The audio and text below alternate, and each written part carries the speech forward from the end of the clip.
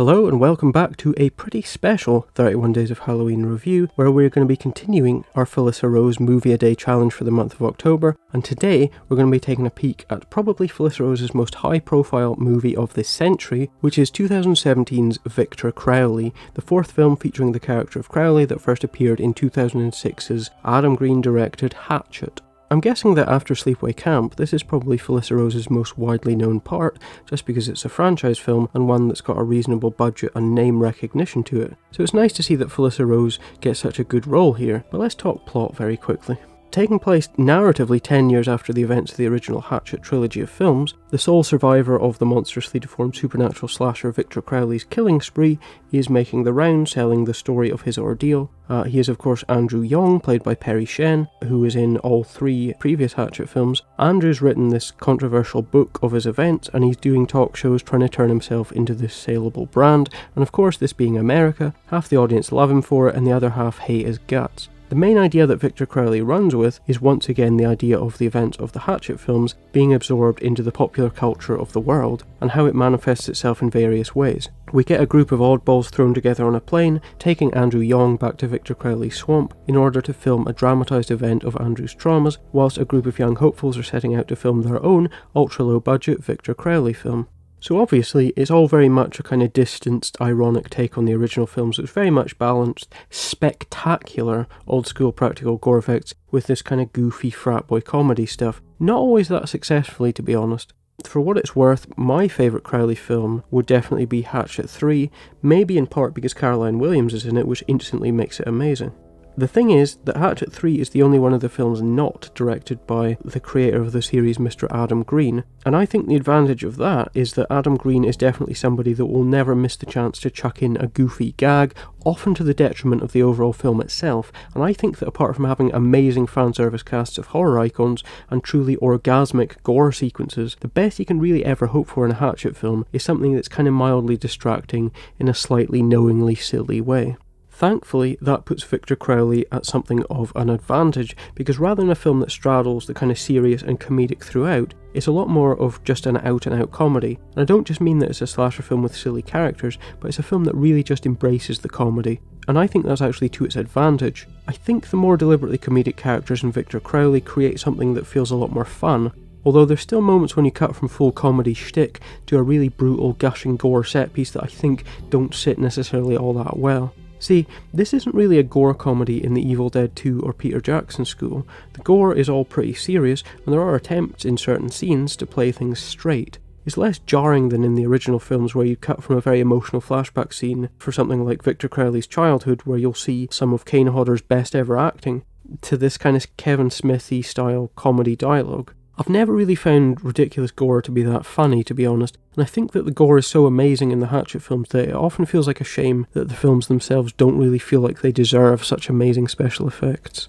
But Victor Crowley's got a lot more of a consistent kind of tone to it, and its cast of kind of bickering fuck-ups are actually quite fun in their own ways. The basic shell of the film is built around disaster movie tropes, where our character's plane crashes in the swamps and they're stuck inside trying to work out their own pretty over-the-top problems, whilst Victor Crowley stalks around outside. It's a nice simple plot, and it's a pretty lean, mean film that rattles along in its own way, and because it plays into the silliness more by making everything a lot more deliberately comedic, it means that we're allowed a few moments when a switch to something more emotional actually works. The real star of the film, it's got to be said, is actually Dave Sheridan, playing a failed actor Dylan, the only guy in the plane who doesn't appear to be a total disaster. And he's got a really nice way with a comedy moment that the goofy kind of sitcom bumbling in Hatchets 1 and 2 just doesn't really come close to. There's a nice tension to the character scenes, but things are usually kept light and pretty subtle, although there's a few moments that resort to really basic stuff that don't work so well. The opening prologue scene, for example, seems exactly like something that you get in an American Pie film, or more specifically, Not Another Teen Movie, which I think's got an almost identical scene in it, and it doesn't really set things off to a good start, to be honest.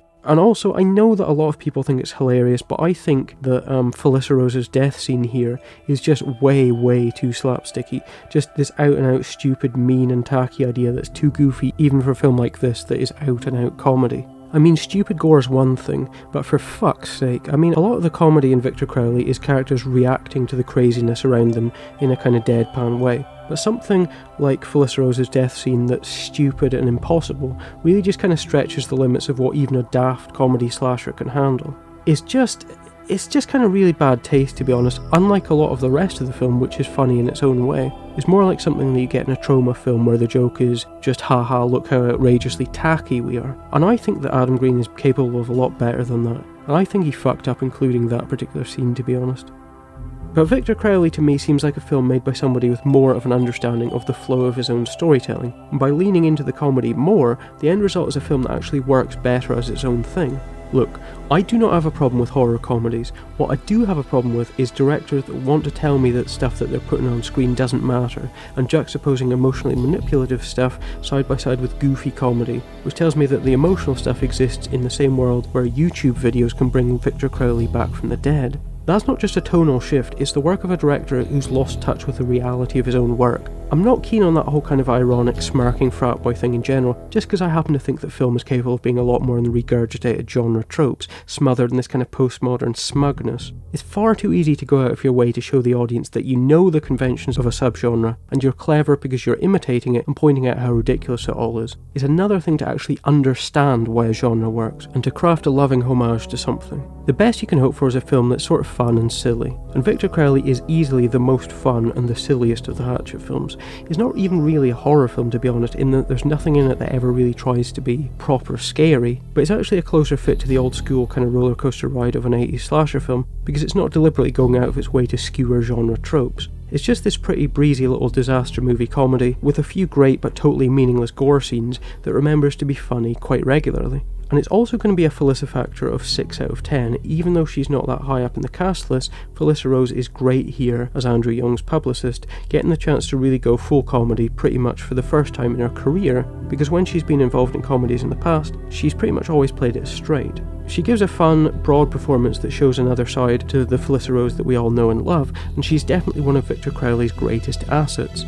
Her death scene, though, once more is just beyond fucking tacky. But as for an overall rating, well, the thing is this is, I think, the third time that I've seen Victor Crowley now. My memory of it was that it was pretty stupid. Weirdly, I actually found myself enjoying it more than I'd ever done before, maybe because I didn't watch it straight after the other 3 Hatchet films this time around. I know that when it came out, some fans had maybe a bit of a problem with the move towards something that was more blatantly comedic. Personally, as somebody who always prefers a good straight horror film with just a sprinkling of naturalistic subtle character comedy, I actually think this is one case where the move towards more comedic territory isn't such a problem, just because I don't think the world's ever been that well constructed in these films that there isn't room to take things on a more comedic angle.